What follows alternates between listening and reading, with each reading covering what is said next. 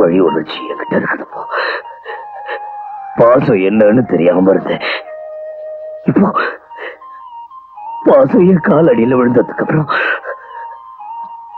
வழி. இதனால இந்த தாலி யாரோ ஒரு பொண்ணு கழுத்துல இருக்கிறதா நான் நினைச்சேன். ஆனா